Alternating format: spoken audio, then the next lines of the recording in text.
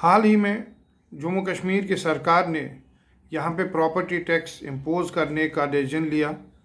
हमारी पार्टी का मौक़िफ़ बिल्कुल ज़ाहिर है कि हम समझते हैं कि इन हालात में ये जम्मू कश्मीर के लोगों के साथ एक नाइंसाफ़ी है। मैं 2-3 और इश्यूज़ आपके ज़ेर गौर लाना चाहता हूँ। देखिए, जब हम कॉन्स्टिट्यूशनल स्कीम देखते हैं, हमारे कॉन्स्टिट्यूशन में जहाँ तक ग्रास रूट डेमोक्रेसी है, ग्रास रूट गवर्नेंस है, वो कॉन्स्टिट्यूशन का एक अहम हिस्सा है। और ख़ासकर जब 73rd और 74th अमेंडमेंट लाई गई तो उससे इस प्रिंसिपल को कॉन्स्टिट्यूशन का हिस्सा बनाया गया।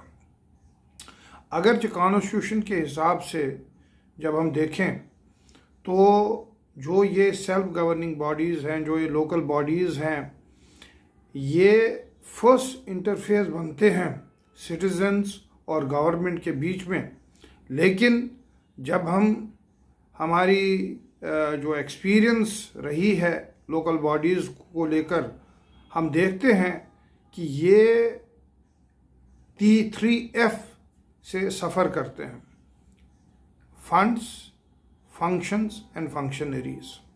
और जो कॉन्स्टिट्यूशन का जो मैंडेट था कि जो सेल्फ गवर्निंग बॉडीज़ हैं, लोकल बॉडीज़ हैं, इनको मजबूत करना है, लेकिन जब आप प्रैक्टिकली देखते हैं तो ये एक फंड्स क्रंच से सफ़र करते हैं।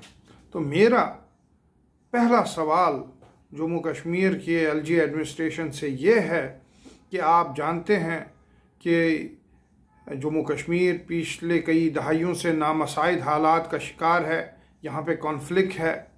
क्या आपने मरकज़ से पहले बात की? क्या आपने मरकज़ को कहा कि जो कॉन्स्टिट्यूशन का मैंडेट है, जो अर्बन लोकल बॉडीज़ हैं, उनको मजबूत करना, उनको एडुकेट फंड्स प्रोवाइड करना, क्या आपने ये पहले ये ऑप्शन एक्सप्लोर किया? क्या आपने जम्मू कश्मीर का केस मरकज़ के सामने रखा कि नहीं रखा?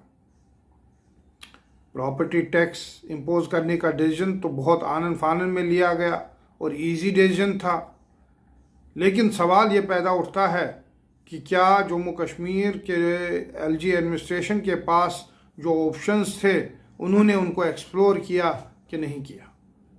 पहला ये था कि वो मरकज़ के सामने जाते और मरकज़ को कॉन्स्टिट्यूशन का जो मैंडेट है उसको मरकज़ के दिखाते और मरकज़ से ये कहते कि यहाँ पे जो कॉन्फ्लिक्ट है उसको आप नज़र में रखिए और जो एक्स्ट्रा फंड्स हैं, जो कॉन्स्टिट्यूशन का मैंडेट है, जो रेवेन्यू पूल है, उसको आप बढ़ाइए।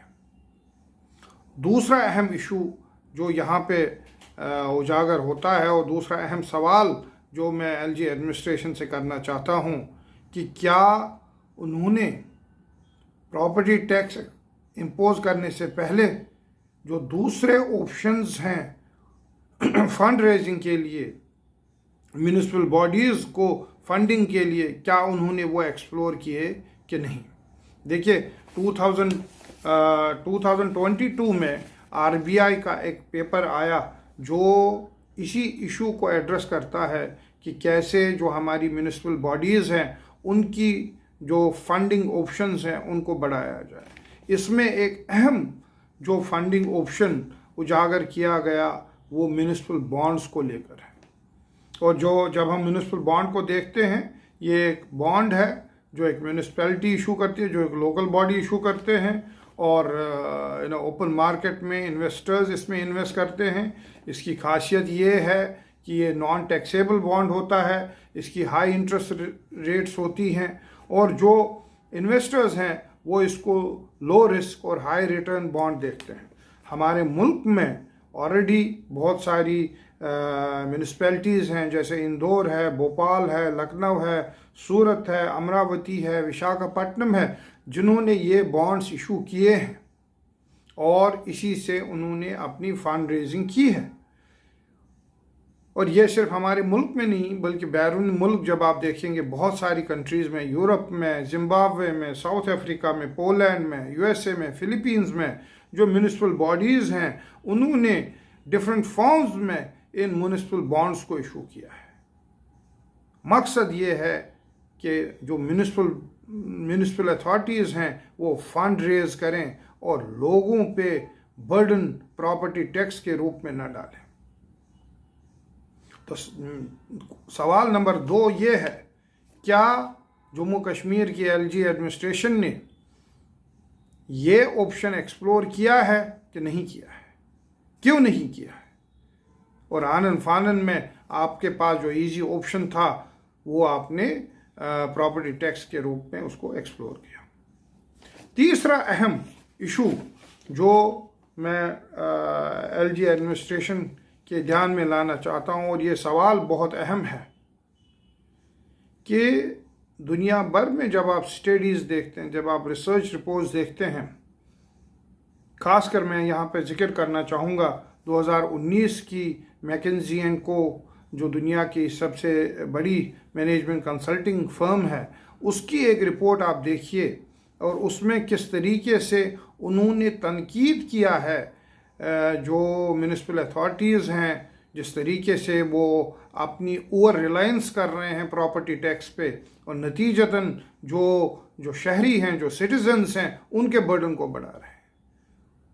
इसके बरक्स जब आप देखेंगे इस पेपर में काफ़ी ऐसे ऑप्शंस मेंशन किए गए हैं जो एक्सप्लोर करने के लायक हैं। सबसे अहम, जैसे इन्होंने एक एग्ज़ाम्पल दी है कि जो म्युनिसिपल सर्विसेज हैं इनको 2 कैटेगरीज़ में डिवाइड किया जाए, एक रेगुलर हैं, एक एक्सप्रेस सर्विसेज हैं। किसी को लाइसेंस लेनी हो, किसी को कोई परमिशन लेना हो, तो अगर नॉर्मल टाइम में, नॉर्मल सिचुएशन में उसमें 1 महीना लगता है, कोई एक्स्ट्रा पे करके 5 दिन में उस परमिशन को हासिल कर सकता है। तो ये यहाँ पे एक एक्स्ट्रा सोर्स ऑफ रेवेन्यू है। इसी तरीके से और एक एग्जांपल इस मैकेंजी की रिपोर्ट में दी गई है कि अगर ट्रैफिक वायलेशंस हो रही हैं तो जो आप एसयूवी चलाने वाले को फ़ाइन लगाओगे वो बहुत ज़्यादा होगा एज़ कंपेयर टू समवन जो एक छोटी कार में ड्राइव करता है। तो यहाँ पे आप एक एक्स्ट्रा रेवेन्यू जनरेट कर सकते हैं अपनी म्युनिसिपल सर्विसेज। लेकिन नहीं, जो एलजी एडमिनिस्ट्रेशन है इसका एक नरेटिव है, इसका एक मैंडेट है कि किस तरीके से जम्मू कश्मीर के लोगों को इक्तिसादी तौर क्रैश किया जाए और इन पे जो बर्डन है उसको बढ़ाया जाए। तो ये बात देखकर मुझे लगता है कि एलजी एडमिनिस्ट्रेशन ने अपना होमवर्क नहीं किया है और आनन फानन में उन्होंने ये प्रॉपर्टी टैक्स यहाँ पे इम्पोज किया है। Rakib Sir's Excellence Parepura Srinagar offers 3-year integrated classroom program for IAS, KAS specialized for college-going students of any stream. Dream big and prepare early. For counseling, visit Rakib Sir's Excellence Parepura Srinagar. For more info, call on 9469 888 333.